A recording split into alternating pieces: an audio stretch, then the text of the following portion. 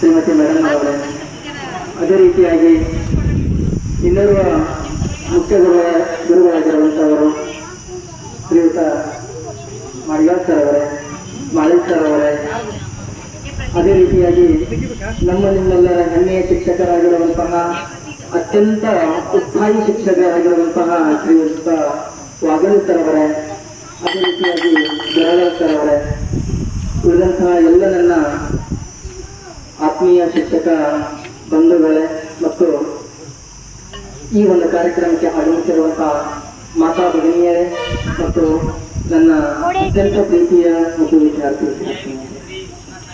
ಎಲ್ಲರಿಗೂ ನನ್ನ ಮತ್ತೊಮ್ಮೆ ಹೃದಯಪೂರ್ವಕ ನಮಸ್ಕಾರ. ಬಹಳ ಖುಷಿ ಅನ್ನಿಸ್ತಾ ಇದೆ. ಎಲ್ಲ ಈ ಕಾರ್ಯಕ್ರಮದಲ್ಲಿ ನೆರವೇರಿದಂತಹ ಕಾರ್ಯಕ್ರಮ ಇಷ್ಟರವರೆಗೂ ಏನಾಯ್ತಲ್ಲ, ಇದನ್ನ ನೋಡ್ತಿರ್ಬೇಕಾದ್ರ ನಾನು ಸಹ ಎಲ್ಲ 8 ವರ್ಷ ತೊಗಲಬಾಯಿಯಲ್ಲಿ ಶಿಕ್ಷಕನಾಗಿ 2 ವರ್ಷ ಹೆಡ್ ಮಾಸ್ಟರ್ ಶಿಕ್ಷಕನಾಗಿ ಸೇವೆಯನ್ನು ಸಲ್ಲಿಸಿದ್ದೇನೆ. ಆದ್ರೆ ಇಂತಹ ಒಂದು ಕಾರ್ಯಕ್ರಮವನ್ನ ನಾವೆಂದೂ ಸಹಿತ ಮಾಡಿರಲಿಲ್ಲ ಅಂತ ನನಗನ್ನಿಸ್ತಾ ಇತ್ತು. ಯಾಕಂದ್ರೆ ಅಷ್ಟು ವಿಜೃಂಭಣೆಯಾಗಿ, ಅದರಲ್ಲಿ ವಿಶೇಷವಾಗಿ ಏನಪ್ಪಾ ಅಂದ್ರ ಈ 1ನೇ ತರಗತಿಯ ಪ್ರವೇಶಾತಿಯನ್ನು ಮಾಡಿದ್ರಲ್ಲ, ಇದು ಬಹಳ ಖುಷಿ ಅನಿಸ್ತು ನನಗೆ. ಇಂತಹ ಪ್ರವೇಶಾತಿಯನ್ನು ನಾವು ಎಂದೂ ಮಾಡಿರಲಿಲ್ಲ. ಬರುವಂತಹ ಮಕ್ಕಳನ್ನ ಇಲ್ಲಿ ಸ್ವಾಗತ ಮಾಡಿಕೊಂಡು ಅವರ ಒಂದು ಮನೋವಿಜ್ಞಾನಕ್ಕೆ ತಕ್ಕಂಗ ಅವರಲ್ಲಿ ಏನೇನೇ ಅಬಿಲಿಟಿ ಐತಿ, ಅವರ ಮಾನಸಿಕವಾಗಿ ಸಾಮರ್ಥ್ಯ ಅದಾರೋ ಇಲ್ಲೋ, ಇದೆಲ್ಲ ಎಷ್ಟು ಚಾಕಚಕ್ಯತೆಯಿಂದ ಎಲ್ಲ ಶಿಕ್ಷಕರು ಅದನ್ನು ನೋಡಿಕೊಂಡು ಆ ಮಕ್ಕಳನ್ನ ಬರಮಾಡಿಕೊಳ್ತಾ ಇದಾರಲ್ಲ, ಇದು ಬಹಳ ಖುಷಿ. ಯಾವ ಸ್ಕೂಲ್ನಲ್ಲಿ ಇಂಥದ್ದನ್ನ ಮಾಡ್ಲಿಕ್ಕಿಲ್ಲ ಅನ್ನಿಸ್ತೈತೆ. ಅಂಥದ್ದನ್ನ ಇಲ್ಲಿ ಎಲ್ಲರೂ ಶಿಕ್ಷಕ ವೃಂದದವರು, ಶಿಕ್ಷಕ ಬಳಗದವರು ಇದೆಲ್ಲ ಮಾಡಕತ್ತಾರಲ್ಲ, ಇದೊಂದು ಹೆಂಗೈತಿ ಅಂದ್ರ, ಈ ಶಿಕ್ಷಕ ಬಳಗ ಎಲ್ಲ ಕಡೆ ಶಿಕ್ಷಕರು ಇರ್ತಾರೆ. ಆದ್ರೆ ಇಲ್ಲಿರುವಂತಹ ಶಿಕ್ಷಕರ ಬೇರೆ, ಇನ್ನಿತರ ಬೇರೆ ಸ್ಕೂಲಲ್ಲಿ ಇರುವಂತಹ ಶಿಕ್ಷಕರ ಬೇರೆ. ನಾನು ನೋಡ್ಲಿಕ್ಕಾಗಿ ಒಂದು ಯೂನಿಟಿ, ಎಷ್ಟು ಯೂನಿಟಿ ಐತಿ ಅಂತಂದ್ರ, ಪ್ರತಿಯೊಂದು ಒಬ್ಬೊಬ್ಬರ ಕೆಲಸವನ್ನ ಯಾರು ಹೇಳಲಾರ್ದನೆ ಬಹುಶಃ ನನಗನ್ನಿಸ್ತೈತಿ ಗೀತಾ ಮೇಡಮ್ ಕೆಲಸ ಏನೂ ಇಲ್ಲ ಅಂತ. ಯಾಕಂತಂದ್ರ ಹೆಡ್ ಮಾಸ್ಟರ್ ಅವರು ಬಹಳ ಕೆಲಸದಲ್ಲಿ ನೀವು ಅದನ್ನ ಮಾಡ್ರಿ, ಇದನ್ನ ಮಾಡ್ರಿ, ಹಂಗ್ ಮಾಡ್ರಿ, ಹಿಂಗ್ ಮಾಡ್ರಿ ಅಂತ ಎಲ್ಲರೂ ಹೇಳ್ತಿರ್ತಾರ. ಆದ್ರೆ ಇಲ್ಲಿ ಯಾರು ಅವ್ರ ಮೇಡಮ್ ಹೇಳೋ ಅವಶ್ಯಕತೆ ಇಲ್ಲ. ಯಾಕಂದ್ರೆ ಅಷ್ಟು ಇರುವಂತ ಶಿಕ್ಷಕರೆಲ್ಲ ತಮ್ಮ ಕೆಲಸವನ್ನ ಮಾಡ್ಕೊಂತ ಬಂದಿರ್ತಾರೆ. ನನ್ನ ಸ್ಕೂಲ್ದಲ್ಲಿ ನಾನು ಹೇಳ್ತಿದ್ದೆ, ನೀವು ಅದನ್ನ ಮಾಡಿ ಯಾವುದೇ ಒಂದು ಸೆಕ್ಷನ್ ಮಾಡ್ತಿರ್ಬೇಕಾದ್ರೆ ನೀವು ಸರ್ ಆ ಕೆಲಸ ಮಾಡಿ, ನೀವು ಈ ಕೆಲಸ ಮಾಡ್ರಿ, ನೀವು ಹಂಗ್ ಮಾಡ್ರಿ, ನೀವು ಹಿಂಗ್ ಮಾಡ್ರಿ, ಪಾಲಕ ಬಂದಿರ್ತಾರ, ಅವ್ರು ಬಂದಿರ್ತಾರ, ದೊಡ್ಡವ್ರ ಫಂಕ್ಷನ್ ಇರ್ತಾವ, ಹಿಂಗೆಲ್ಲ ಹೇಳ್ತಿದ್ದೆ. ಬಟ್ ಇಲ್ಲಿ ನೋಡ್ತಿರ್ಬೇಕಾದ್ರ ಮೇಡಮ್ ಅವರ ಶಿಕ್ಷಕರು, ಮುಖ್ಯ ಶಿಕ್ಷಕರು ಯಾವ ಕೆಲಸವನ್ನ ಅವ್ರು ಹೇಳುವಂತಹ ಅವಶ್ಯಕತೆನೇ ಇಲ್ಲ.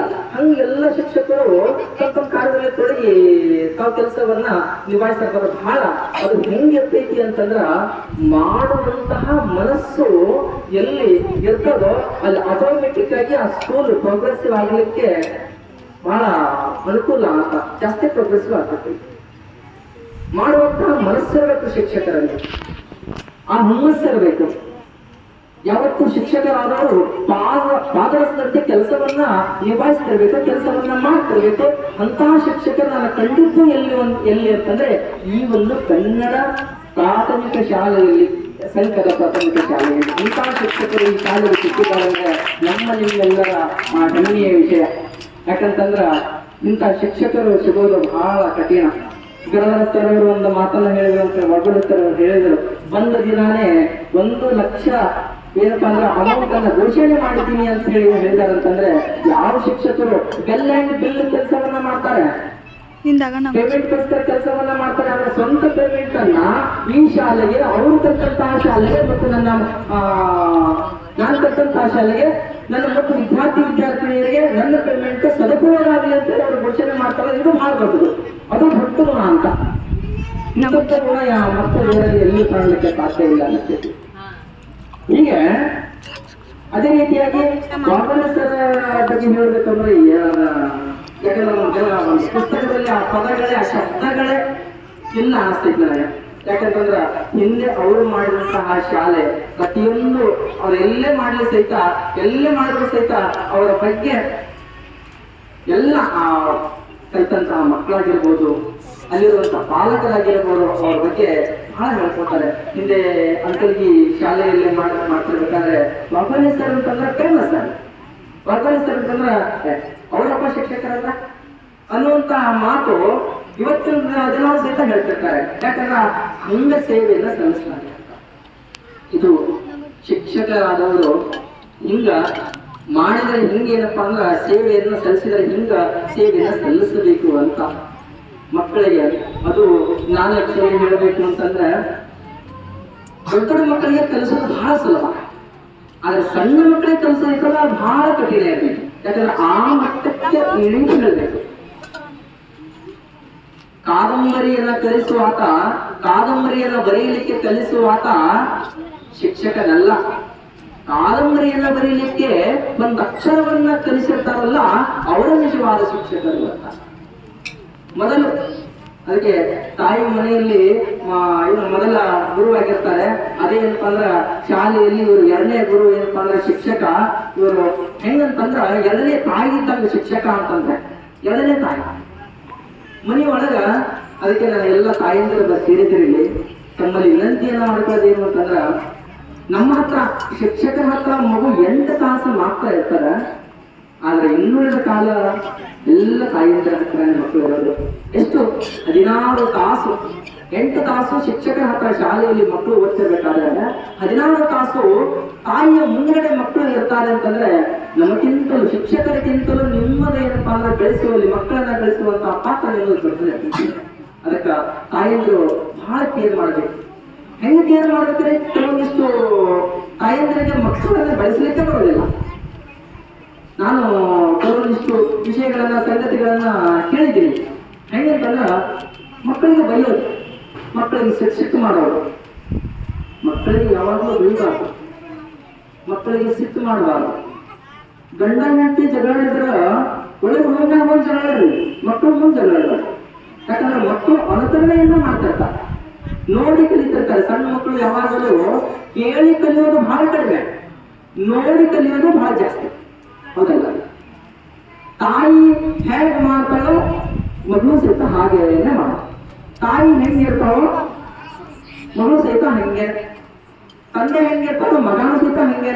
ಅದಕ್ಕೆ ತಂದೆ ತಾಯಿಯವರ ಪಾತ್ರ ಎಷ್ಟು ದೊಡ್ಡದು ಅಂತಂದ್ರೆ ಒಂದು ಮಗುವನ್ನ ಬೆಳೆಸಲಿಕ್ಕೆ ಬಹಳ ದೊಡ್ಡದು, ಶಿಕ್ಷಕರಿಗಿಂತಲೂ ಒಳ್ಳೆಯದು. ಅದಕ್ಕೆ ಪರಿಸರ ಹೆಂಗೆ ಕೊಡಬೇಕು, ಬಹಳ ಒಳ್ಳೆಯ ರೀತಿಯಲ್ಲಿ ಪರಿಸರ ಎನ್ವಿರಾನ್ಮೆಂಟಲ್ ಅಂತ ಕರಿತೀವ, ಆ ಎನ್ವಿರಾನ್ಮೆಂಟಲ್ ಅನ್ನ ಬಹಳ ಒಳ್ಳೆಯ ರೀತಿಯಲ್ಲಿ ನಾವು ಸೃಷ್ಟಿ ಮಾಡಬೇಕು. ಮನೆಯಲ್ಲಿ ನಾವು ಕಿರ್ಚಾಟ ಮಾಡಿದ್ವಿ ಅಂತಂದ್ರೆ ಮನೆ ಒಳಗ ಮಕ್ಕಳು ಬೆಳ್ಕೊಂಡು ಬರ್ತಾರೆ, ಅವರು ಶಿಕ್ಷಕ ಮಾಡಕ್ ಶುರು ಮಾಡ್ತಾರೆ.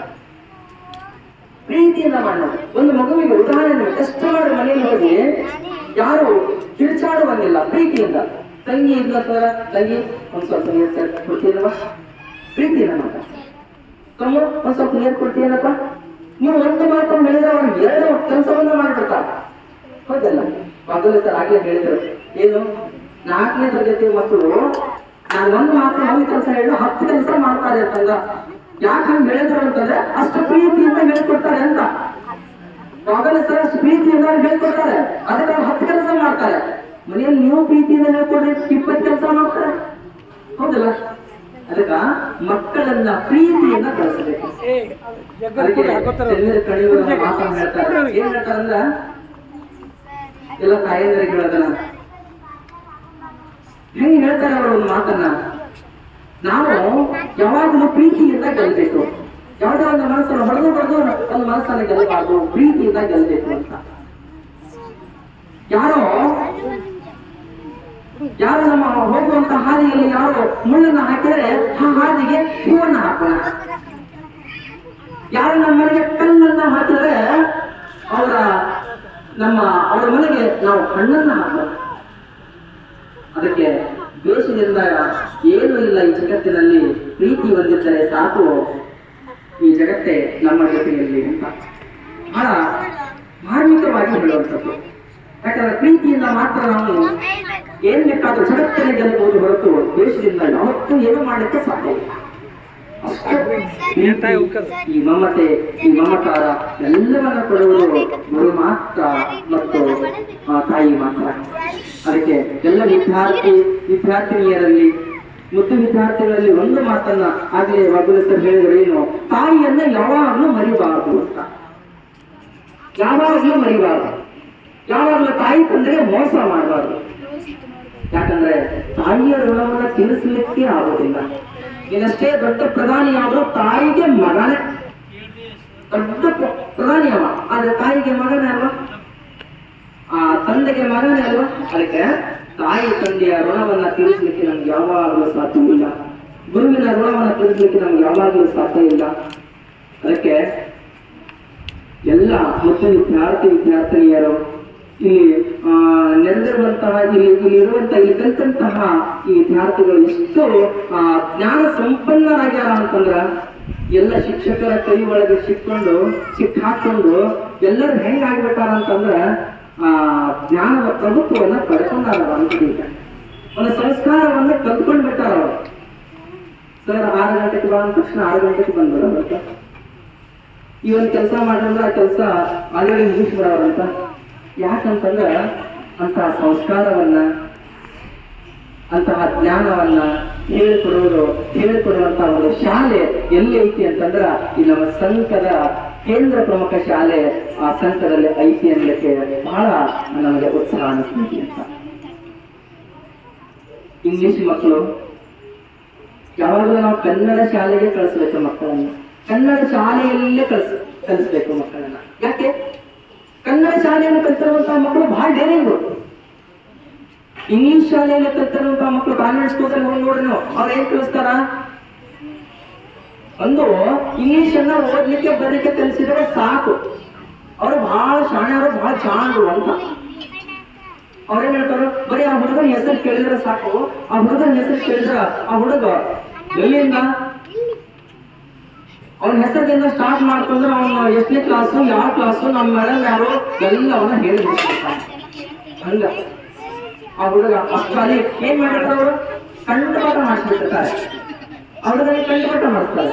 ಆದ್ರೆ ಇಲ್ಲಿ ಕಂಠಪಾಠ ಮಾಡಿಸೋದಲ್ಲ, ಜೀವನದಲ್ಲಿ ಹೆಂಗೆ ನಾವು ಬದುಕಬೇಕು ಅನ್ನುವಂಥದ್ದನ್ನ ದಾರಿಯನ್ನ ತೋರಿಸ್ಕೊಡುವುದು ಯಾವಪ್ಪ ಅಂದ್ರೆ ಇಲ್ಲಿ ಕನ್ನಡ ಶಾಲೆಗಳ ಮಾತ್ರ, ಗೌರ್ಮೆಂಟ್ ಶಾಲೆಗಳು ಮಾತ್ರ ಅಂತ. ಯಾಕಂತಂದ್ರ ಇಲ್ಲಿ ಬಂದಿರುವಂತಹ ಶಿಕ್ಷಕರು ಅಲ್ಲಿ ಇಂಗ್ಲಿಷ್ ಮೀಡಿಯಂನಲ್ಲಿ ಕಲಿಸುವಂತಹ ಶಿಕ್ಷಕರು ಬಹಳ ವ್ಯತ್ಯಾಸ. ಎಷ್ಟು ವ್ಯತ್ಯಾಸ? ಇಲ್ಲಿ ಇರುವಂತವ್ರು ಎಲ್ಲರೂ ಕಲ್ಚರಲ್ ಆಗಿ ಬಂದಿರ್ತಾರೆ, ಅಲ್ಲಿ ಬಂದಿರುವಂತವ್ರು ಎಲ್ಲರೂ ಹೆಂಗಂತಾರ ಪೇಮೆಂಟ್ಗೋಸ್ಕರ ಬಂದಿರ್ತಾರೆ. ಕೆಲವೊಂದಿಷ್ಟು ಯಾವ್ದು ಇಂಗ್ಲಿಷ್ ಮೀಡಿಯಂ ಸ್ಕೂಲ್ದಲ್ಲಿ ಹೆಂಗಂದ್ರ ಪೇಮೆಂಟ್ಗೋಸ್ಕರ ಅವ್ರನ್ನ ಸೇರ್ಕೊಂಡಿರ್ತಾರಲ್ಲಿ ಅವ್ರನ್ನ ಸ್ವಲ್ಪ ಇಂಗ್ಲಿಷ್ ತಗೊಂಡ್ಬಿಡೋದು. ಆದ್ರ ಇಲ್ಲಿರುವಂತಹ ಶಿಕ್ಷಕರು ಹೆಂಗಂತಂದ್ರ ಎಲ್ಲರೂ ಎಲಿಜಿಬಲ್, ಎಲ್ಲರ ವಿದ್ಯಾವಂತರು. ಯಾಕಂದ್ರೆ ಅಂತ ಪರೀಕ್ಷೆಯನ್ನ ಪಾಸ್ ಆಗಿ ಬಂದಂತವ್ರು ಇಲ್ಲಿ ಗೌರ್ಮೆಂಟ್ ಸ್ಕೂಲಿಗೆ ಬಂದಿರ್ತಾರಂದ್ರ ಅವ್ರಿಗಿಂತ ಬೇರೆ ಹೆಚ್ಚು ಜ್ಞಾನ ಹೊಂದಿದಂತವ್ರು ಬೇರೆ ಯಾರು ಅಲ್ಲ ಅಂತ. ಅಷ್ಟು ಹೆಚ್ಚು ಜ್ಞಾನವನ್ನ ಅಳವಡಿಸಿಕೊಂಡಿರ್ತಾರೆ, ತಂದಿರ್ತಾರೆ. ಅಂತಹ ಶಿಕ್ಷಕರಲ್ಲಿ ನಾವು ಶಾಲೆಯನ್ನ ತಿಳಿಬೇಕು, ಅಂತಹ ಶಿಕ್ಷಕರಲ್ಲಿ ನಾವು ಕಲಿತ್ರೇನೆ ನಮಗೆ ಹೆಚ್ಚು ಜ್ಞಾನ ಇರುತ್ತೆ.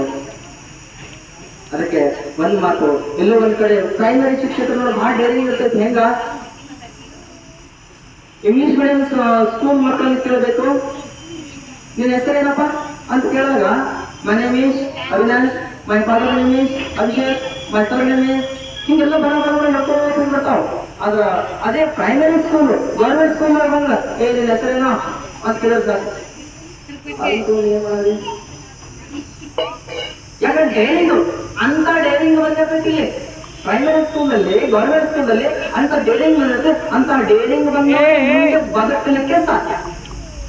ಅವ್ರೇನು ಒಂದು ಉದಾಹರಣೆ ಹೇಳ್ತೀನಿ ನಿಮಗೆ, ಟೈಮ್ ಭಾಳ ಆಗಿದೆ ನನಗೆ, ಎಲ್ಲರಿಗೂ ಮಕ್ಕಳು ಕತ್ತಿರ್ಬೋದು, ಮೋಸ್ಟ್ಲಿ ಬಹಳ ಸಮಯ ಆಗಿದೆ. ಒಂದು ಉದಾಹರಣೆ ಹೇಳ್ತೀನಿ. ಎಷ್ಟಂತಂದ್ರೆ ಒಬ್ಬ PhD ಮಾಡಿದಂತ ಹುಡುಗ ಹೆಂಗಂದ್ರ, PhD ಮಾಡಿದಂತ ಒಬ್ಬ ವ್ಯಕ್ತಿ ಹೆಂಗ ಬದುಕಿದಂದ್ರ ಕಾನೂನು ಸ್ಕೂಲ್ನಲ್ಲಿ ಓದಂತಹ ವ್ಯಕ್ತಿ. ಈಗ ಶಿಕ್ಷಕರು ಹೆಂಗೆ ಹೇಳ್ತಾರೋ ಹಂಗೆ ಕೇಳ್ಕೊಂಡು ಅಷ್ಟೇ ಮಾತಾಡೋದು, ಬೇರೆ ಮಾತಾಡೋದಿಲ್ಲ. ಆದ್ರೆ ಮನೆಯೊಳಗೆ ಅಪ್ಪ ಹೆಂಗ್ ಹೇಳ್ತಾನೋ ಅಷ್ಟೇ ಮಾತಾಡೋದು, ಬೇರೆ ಮಾತಾಡೋದಿಲ್ಲ. ಅಂತ ವ್ಯಕ್ತಿ PhD ಮುಗಿಸಿಲ್ಲ. ಅವ್ರಿಗೆ ಹೇಳೋದು ಏನು, ಡಾಕ್ಟರ್ ಗುರುರಾಜ್ ಕರಗಿ ಸರ್ ಅಂತ ಹೇಳಿ ಅವ್ರ ಕೈಯಲ್ಲಿ PhD ಮಾಡ್ಲಿಕ್ಕೆ ಬಂದಿರ್ಬೇಕಾದ್ರೆ, ಸರ್ ನಂದು 4 ದಿವಸ ನಿಮ್ಮ ಹತ್ರ ಏನಪ್ಪಾ ಅಂದ್ರೆ ನಾನು ವಿದ್ಯೆಯನ್ನು ಕಲ್ತ್ಕೊಂಡೆ, PhD ಮಾಡ್ಲಿಕ್ಕೆ ಹೇಗೆ ಮಾಡ್ಬೇಕು ಅಂತ ತಿಳ್ಕೊಂಡೆ, ನಾನು ಊರಿಗೆ ಹೋಗ್ಬೇಕು ಸರ್. ಯಾಕಪ್ಪ ಇಷ್ಟಲ್ಲಿ ಏನ್ ಅವಸರ? ಇಲ್ಲ ಸರ್, ನಾನು 1 ಜೊತೆ ಬಟ್ಟೆ 2 ಜೊತೆ ಬಟ್ಟೆ ತಗೋಬೇಕು ಅಂತ ಊರಿಗೆ ಹೋಗ್ಬೇಕು ಅಂತ. ಅಲ್ಲಿ ಹೋಗಿ ತಗೊಂಡ್ರೆ ಇಲ್ಲೇ ತಗೋಲ್ಲ. ಇಲ್ಲ ಸರ್, ನಮ್ಮ ಮಮ್ಮಿ ಬೇಕು, ನನ್ನ ಜೊತೆ ನನ್ ಬಟ್ಟೆ ತಗೋಕೆ ನಮ್ಮ ಮಮ್ಮಿ ಬೇಕು. ನೋಡು, PhD ಮಾಡ್ತಿದ್ದಾನೆ, ಅವ್ನು ಬಟ್ಟೆ ತಗೋದ್ರೆ ಮಮ್ಮಿ ಬೇಕಂತ. ಯಾಕೆ? ಅದು ನನ್ಗೆ ಹೇಳಿಕೊಟ್ಟಿಲ್ಲ, ಅಂತದನ್ನೇ ಹೇಳಿಕೊಟ್ಟಿಲ್ಲ. ಬರೀ ಓದು ಓದು ಓದು, ಬರೀ ಓದೋದು. ಅವರೆಷ್ಟು ಹೇಳಿದ್ರು ಅಷ್ಟೇ ಮಾಡೋದು. ಕೆಲವರು ಮನೆಯಲ್ಲೂ ಸಹಿತ ಹಾಗೆ ಸ್ಟ್ರಿಕ್ಟ್ ಮಾಡಿರ್ತಾರೆ, ತಂದೆ ತಾಯಿಗಳು ಸಹಿತ ಸ್ಟ್ರಿಕ್ಟ್ ಮಾಡಿರ್ತಾರೆ. ಬಹಳ ಸ್ಟ್ರಿಕ್ಟ್ ಮಾಡುವಂಗಿಲ್ಲ. ಅವರು ಬಟ್ಟೆ ತಗೋಬೇಕಾದ್ರೆ ತಾಯಿಯವ್ರಿಗೆ ಬಂದು ಚಾಯ್ಸ್ ಮಾಡ್ಬೇಕು, ಕಲರ್ ಅನ್ನ ಅವ್ರಿಗೆ ಚಾಯ್ಸ್ ಮಾಡ್ಬೇಕು, ಅದ್ರ ರೇಟ್ ಅನ್ನು ಅವರೇ ಜಮಾಯಿಸ್ಬೇಕು. ಹಿಂಗೆಲ್ಲ ಮಾಡಿರ್ತಾರಲ್ಲ, ಇದು ಯಾಕಂದ್ರೆ ಮಕ್ಕಳಿಗೆ ನಾವು ಯಾವಾಗಲೂ ಸ್ಟ್ರಿಕ್ಟ್ ಮಾಡ್ತೀವೋ ಇದು ಪರಿಸ್ಥಿತಿ ಅವರಿಗೆ ಮುಂದೆ ಬರ್ತೈತಿ. ಮುಂದೆ ಅವ್ರಿಗೆ ಹೆಂಗ್ ಬದುಕಬೇಕು ಅನ್ನುವಂಥದ್ದು ನಾಲೆಡ್ಜೇ ಬರಂಗಿಲ್ಲ, ಹೆಂಗೆ ಇರಬೇಕು ಜೀವನದಲ್ಲಿ ನಾಲೆಡ್ಜೇ ಬರಂಗಿಲ್ಲ. ನಾವೇನ್ ಮಾಡ್ಬೇಕು? ಮಕ್ಕಳಿಗೆ ಹೇಳಿದ್ರು ಮಕ್ಕಳನ್ನ ಫ್ರೀ ಬಿಡ್ಬೇಕು. ಯಾವಾಗಲೇ ಮಕ್ಕಳನ್ನ ಫ್ರೀ ಆಗಿ ನಾವು ಯಾವಾಗ ಬಿಡ್ತೀವೋ ಆವಾಗ ಮಾತ್ರ ಮಕ್ಕಳು ಹೆಂಗೆ ಬೇಕು ಹಂಗೆ ಬೆಳಿತಾರೆ ಅಂತ. ಫ್ರೀ ಬಿಡ್ರಿ, ಪ್ರೀತಿಯಿಂದ. ಹೀಗೆ ಬಹಳ ಸಮಯ ಆಗಿರೋದ್ರಿಂದ ಬಳಸ್ತು ಎಂತಾರೆ ಸಮಯನ ತೆಗೆದುಕೊಳ್ಳಲ್ಲ. ಕೊನೆಗೆ ಎಲ್ಲ ತಾಯಂದಿರಲ್ಲಿ ಒಂದು ವಿನಂತಿ ಏನಂದ್ರೆ, ಮಕ್ಕಳನ್ನ ಇಂತಹ ಕನ್ನಡ ಶಾಲೆಗೆ, ಪ್ರೈಮರಿ ಸ್ಕೂಲ್ಗಳಿಗೆ, ಗೌರ್ಮೆಂಟ್ ಸ್ಕೂಲ್ ಕಳಿಸ್ಬೇಕು. ಇಲ್ಲಿ ಕಳಿಸ್ಕೊಟ್ಟು ಹೆಚ್ಚು ಜ್ಞಾನವನ್ನು ಹೊಂದಿರುವಂತಹ ಇಂತಹ ಶಿಕ್ಷಕವೃಂದದ ಬಳಗದ ಅವರ ಜ್ಞಾನವನ್ನು ನಿಮ್ಮ ಮಕ್ಕಳಿಗೂ ಏನಪ್ಪಂದ ಲಭಿಸಬೇಕು ಅಂತ ಹೇಳಿ ಆಶಿಸ್ತಾ, ಎಲ್ಲರೂ ಇಂತಹ ಪ್ರೈಮರಿ ಶಾಲೆಗಳಿಗೆ ಮಕ್ಕಳನ್ನ ಕಳಿಸ್ರಿ. ಆಮೇಲೆ ಎಲ್ಲರೂ ಪ್ರೀತಿಯಿಂದ ಮಕ್ಕಳನ್ನ ಮನೆಯಲ್ಲಿ ಬೆಳೆಸ್ರಿ. ಅಷ್ಟೇ ಪ್ರೀತಿಯಿಂದ, ಯಾಕಂದ್ರೆ ಪ್ರೀತಿ ಹೆಂಗಿರಬೇಕು ಅಂತಂದ್ರೆ, ಪ್ರೀತಿ ಇಲ್ಲದೆ ಮೋಡ ಕಟ್ಟಿತು ಹೇಗೆ, ಪ್ರೀತಿ ಇಲ್ಲದ ಮಳೆ ಆದೀತು ಹೇಗೆ, ಪ್ರೀತಿ ಇಲ್ಲದೆ ಮಳೆ ಇಳಿಗೆ ಬಂದೀತು ಹೇಗೆ, ಪ್ರೀತಿ ಇಲ್ಲದೆ ಈ ಹೊಲವೆಲ್ಲ ಹಸಿರು ಆದೀತು ಹೇಗೆ ಅಂತ. ಏನ್ ಆಗ್ಬೇಕಾದ್ರೂ ಪ್ರೀತಿ ಇರಬೇಕು ಅಂತ. ಹಂಗ ಪ್ರೀತಿಯಿಂದ ಮಕ್ಕಳನ್ನ ಬೆಳೆಸಿಕೊಂಡು, ಪ್ರೀತಿಯಿಂದ ಮಕ್ಕಳಿಗೆ ಸಂಸ್ಕಾರವನ್ನ ಕಲಿಸಿ, ಪ್ರೀತಿಯಿಂದ ಮಕ್ಕಳಿಗೆ ಎಲ್ಲ ಶಿಕ್ಷಕರವರು ಎಷ್ಟು ಪ್ರೀತಿಯಿಂದ ಮಾಡ್ತಾರೋ ಅಷ್ಟೇ ಪ್ರೀತಿಯಿಂದ ನೀವು ಸಹಿತ ಸಂಸ್ಕಾರವನ್ನ ಮನೆಯಲ್ಲಿ ಕಲಿಸಿದ್ದೀರ. ಸಂಸ್ಕಾರ ಬಹಳ ಮುಖ್ಯ. ಸಂಸ್ಕಾರವೇ ಇರಬೇಕು ಮಕ್ಕಳಿಗೆ. ಸಂಸ್ಕಾರ ಇಲ್ಲ ಅಂತಂದ್ರೆ ಮುಂದೆ ಜೀವನದಲ್ಲಿ ಆ ಮಗುವಿಗೆ ಹೆಂಗೆ ಬದುಕಬೇಕು ಅನ್ನೋದೇ ಗೊತ್ತಾಗೋದಿಲ್ಲ. ಅದಕ್ಕೆ ಮನೆಯೊಳಗೆ ಹೆಂಗಿರಬೇಕು, ಮನೆಗೆ ಹಳೆ ಅತಿಥಿ ಬಂದ್ರೆ ಹೆಂಗ್ ಅವ್ರನ್ನ ಸ್ವಾಗತ ಮಾಡ್ಕೊಳ್ಬೇಕು, ಹೆಂಗ್ ಸತ್ಕಾರ ಮಾಡ್ಕೊಳ್ಬೇಕು, ಇದೆಲ್ಲ ಇಲ್ಲಿ ಮಾಡಿದ್ರಲ್ಲ ಸತ್ಕಾರ ಸಮಾರಂಭ ಎಲ್ಲ ಮಕ್ಕಳೇ ಮಾಡಿದ್ರು. ಇಲ್ಲಿವರೆಗೂ ನನಗೆ ಯಾರು ಒಬ್ಬರು ಮಕ್ಕಳು ಮಾಡಿದ್ದಿಲ್ಲ. ಯಾಕಂದ್ರೆ ಅಂತದನ್ನ ಶಿಕ್ಷಕರು ಹೇಳಿಕೊಟ್ಟಿರಲಿಲ್ಲ. ಇಲ್ಲಿ ಎಲ್ಲ ಮಕ್ಕಳು ಮಾಡುವಂತದ್ದನ್ನ ಈ ಶಾಲೆಯಲ್ಲಿ ಮಾಡಿದ್ದಾರೆ ಅಂತಂದ್ರೆ, ಇಂತ ಇಲ್ಲಿ ಏನಪ್ಪ ನಮ್ಮ ಮಕ್ಕಳು ಶಿಕ್ಷಣ ಪಡೆಯುತ್ತಿದ್ದಾರೆ ಅಂತ ಅದೃಷ್ಟವಂತ ಬೇರೆ ಯಾರು ಅಲ್ಲ ಅಂತ. ಅಷ್ಟು ಅದೃಷ್ಟವಂತೂ ಇಲ್ಲಿ ಈ ಸಂಸ್ಥೆಯಲ್ಲಿ ಈ ಶಾಲೆಯಲ್ಲಿ ಶಿಕ್ಷಣವನ್ನು ಪಡೆಯುವಂತಹ ಮಕ್ಕಳು ಅದೃಷ್ಟವಂತರು. ಯಾಕಂದ್ರೆ ಅಂತ ಒಳ್ಳೆ ಶಿಕ್ಷಕರು ಇಲ್ಲಿ ಇದ್ದಾರೆ. ಅಂತವರಲ್ಲಿ ನನಗೂ ಒಂದ್ ಕಡೆ ಅನಿಸ್ತೈತಿ. ಯಾಕಂದ್ರ ಸರ್ಗೆ ವಾಗಲು ಸರ್ಗೆ ಇಲ್ಲಿ ಕೂಡಿಸಿ ಎಲ್ಲ ಮಕ್ಕಳು ಸತ್ಕಾರವನ್ನ ಮಾಡ್ತಿರೋದಕ್ಕೆ ನನ್ನ ಕಣ್ಣಿನಲ್ಲಿ ಒಂದು ಹನಿ ನೀರು ಬಂತು. ಯಾಕಂದ್ರೆ ಕಣ್ಣೀರು ಅಲ್ಲ, ಅದು ಆನಂದ ಬಾಷ್ಪ ಅಂತಂದ. ಯಾಕಂದ್ರ ನನಗೂ ಯಾರು ಹಿಂಗ್ ಮಾಡಿಲ್ಲ, ಹೌದಿಲ್ಲ? ಯಾಕಂದ್ರೆ ಅಷ್ಟು ಪ್ರೀತಿಯನ್ನ ಹಚ್ಕೊಂಡಿದ್ದಾರೆ ಮಕ್ಕಳಲ್ಲಿ, ಅಷ್ಟು ಪ್ರೀತಿಯನ್ನು ಇಟ್ಕೊಂಡಿದ್ದಾರೆ. ಹಂಗ ಅಂತಹ ಶಿಕ್ಷಕರು ನಮಗೆ ಮತ್ತು ಈ ಮಕ್ಕಳಿಗೆ ಸಿಗೋದು ಬಹಳ ಅಪರೂಪ. ಅಂತಹ ಶಿಕ್ಷಕರನ್ನ, ಅಂತ ತಂದೆ ತಾಯಿಯರನ್ನ, ಪ್ರೀತಿಯನ್ನ ಕೊಡುವ ತಂದೆ ತಾಯಿಯನ್ನ ಮತ್ತೆ ಮತ್ತೆ ಗೌರವಿಸೋಣ. ಮತ್ತೆ ಮತ್ತೆ ಹಾಗೆ ನಾವು ಇಂಥ ಶಿಕ್ಷಕರಿಗೆ ಸಹಿತ ಗೌರವಿಸೋಣ. ಮತ್ತೆ ಇದೆಲ್ಲ ಮತ್ತು ವಿದ್ಯಾರ್ಥಿಗಳು ಹೀಗೆ ಈ ಶಾಲೆ ಮತ್ತು ಇನ್ನೂ ಉತ್ತಮ ಶಿಖರಕ್ಕೆ ಬೆಳೀಲಿ ಅಂತ ದೇವರಲ್ಲಿ ಆಶಿಸ್ತಾ, ಕೊನೆಯಲ್ಲಿ ಒಂದು ಮಕ್ಕಳ ಪರವಾಗಿ ನಾನು ಅದರಲ್ಲಿ ವಿಶೇಷವಾಗಿ ಅಂತಂದ್ರ ಈ 4ನೇ ತರಗತಿಯ ಬೀಳ್ಕೊಡುಗೆಯ ಮಕ್ಕಳ ಒಂದು ಪರವಾಗಿ ನಾನೇ ಒಂದು ಸ್ವಂತ ಹಾಡವನ್ನ ನಾನು ಹಾಡ್ತಾ ಇದ್ದೇನೆ. ಬೀಳ್ಕೊಡುಗೆ ಸಮಾರಂಭಕ್ಕೆ ಒಂದು ಬರೆದಿರುವಂತಹ ಹಾಡು. ಇದು ಹಾಡನ್ನು ನಾನೇ ಸ್ವತಃ ಬರೆದದ್ದು. ಆ ಹಾಡನ್ನ ಅವರ ಪರವಾಗಿ ನಾನು ಹಾಡ್ತಾ ಇದ್ದೇನೆ ಹೊರತು ಇದು ನನ್ನ ಹಾಡಲ್ಲ, ಅವರು ಹಾಡುವಂಥದ್ದು. ಆದ್ರೆ ಅವರ ಪರವಾಗಿ ನಾನು ಹಾಡ್ತಾ ಇದ್ದೇನೆ.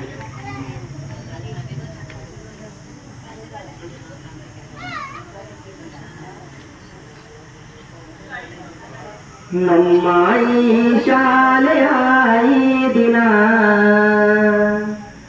ಎಲ್ಲರೂ ಬಂದು ಸೇರುವೆವು ಈ ಶುಭ ದಿನ. ನಮ್ಮ ಈ ಶಾಲೆಯ ಈ ದಿನ ಎಲ್ಲರೂ ಬಂದು ಸೇರುವೆವು ಈ ಶುಭ ದಿನ. ಈ ಶಿಕ್ಷಣ ನಂಬಾಳೆಯ ಹೋರಾಟದ ಪಯಣ, ಹೋರಾಟದ ಪಯಣ. ಈ ಶಿಕ್ಷಣ ನಂಬಾಳೆಯ ಹೋರಾಟದ ಪಯಣ, ಹೋರಾಟದ ಪಯಣ. ನಮ್ಮ ಈ ಶಾಲೆಯ ಈ ದಿನ ಎಲ್ಲರೂ ಬಂದು ಸೇರಿದೆವು ಈ ಶುಭ ದಿನ. ಕೇಳಿರಿ ಗೆಳೆಯ ಗೆಳತಿಯರೇ, ಇಂದು ವಾರ್ಷಿಕ ಸ್ನೇಹ ಸಮ್ಮೇಳನ. ಬಂದ ಮಹನೀಯರಿಗೆಲ್ಲ ಸುಸ್ವಾಗತ ಬಯಸುವೆವು, ಬಂದ ಮಹನೀಯರಿಗೆಲ್ಲ ಸುಸ್ವಾಗತ ಬಯಸುವೆವು. ಶ್ರೀಲಾಯವ ದೇವಿ ನೆಲೆಸಿದ ನಾಡಿದು ನಮ್ಮಯ ಹೆಮ್ಮೆಯ ಬೀಡಿದು, ಶ್ರೀಲಾಯವ ದೇವಿ ನೆಲೆಸಿದ ನಾಡಿದು ನಮ್ಮಯ ಹೆಮ್ಮೆಯ ಬೀಡಿದು. ಈ ಶಿಕ್ಷಣ ನಂಬಾಳಿನ ಹೋರಾಟದ ಪಯಣ, ಹೋರಾಟದ ಪಯಣ. ನಮ್ಮ ಈ ಶಾಲೆಯ ಈ ದಿನ ಎಲ್ಲರೂ ಬಂದು ಸೇರುವೆವು ಈ ಶುಭ ದಿನ. ನಮ್ಮ ಈ ಶಾಲೆಯ ಈ ದಿನ ಎಲ್ಲರೂ ಬಂದು ಸೇರಿದೆವು ಈ ಶುಭ ದಿನ. ಇಂದಿನ ದಿನವು ಕೊನೆ ದಿನವು ಕ್ಷಣ ಮಾತ್ರದಲ್ಲಿ ಅಗಲುವೆವು. ಎಲ್ಲೋ ಹುಟ್ಟಿ ಎಲ್ಲೋ ಬೆಳೆದು ಈ ಶಾಲೆಯನ್ನು ಸೇರಿದೆವು. ಈ ವಿದ್ಯೆಯ ಮಂದಿರ ನೀಡಿದೆ ನಮಗೆ ಜ್ಞಾನದ ಪ್ರಸಾದ. ನಾವು ಪರಿಶ್ರಮದಿ ಭವಿಷ್ಯದಲ್ಲಿ ಮಾಡುವೆವು ಆವಿಷ್ಕಾರ. ಈ ಅಂದದ ಈ ಚಂದದ ಈ ಕನ್ನಡ ಶಾಲೆಯ ನಾವು ಮರೆಯಲು ಸಾಧ್ಯನಾ? ಈ ಅಂದದ ಈ ಚಂದದ ಕನ್ನಡ ಶಾಲೆಯ ನಾವು ಮರೆಯಲು ಸಾಧ್ಯನಾ? ನಮ್ಮ ಈ ಶಾಲೆಯ ಈ ದಿನ ಎಲ್ಲರೂ ಬಂದು ಸೇರುವೆವು ಈ ಶುಭ ದಿನ. ನಮ್ಮ ಈ ಶಾಲೆಯ ಈ ದಿನ ಎಲ್ಲರೂ ಬಂದು ಸೇರುವೆವು ಈ ಶುಭ ದಿನ. ಈ ಶಿಕ್ಷಣ ನಂಬಾಳಿನ ಹೋರಾಟದ ಪಯಣ, ಹೋರಾಟದ ಪಯಣ. ಈ ಶಿಕ್ಷಣ ನಂಬಾಳಿನ ಹೋರಾಟದ ಪಯಣ, ಹೋರಾಟದ ಪಯಣ. ನಮ್ಮ ಈ ಶಾಲೆಯ ಈ ದಿನ ಎಲ್ಲರೂ ಬಂದು ಸೇರಿದೆವು ಈ ಶುಭ ದಿನ, ಎಲ್ಲರೂ ಬಂದು ಸೇರಿದೆವು ಈ ಶುಭ ದಿನ, ಎಲ್ಲರೂ ಬಂದು ಸೇರಿದೆವು ಈ ಶುಭ ದಿನ.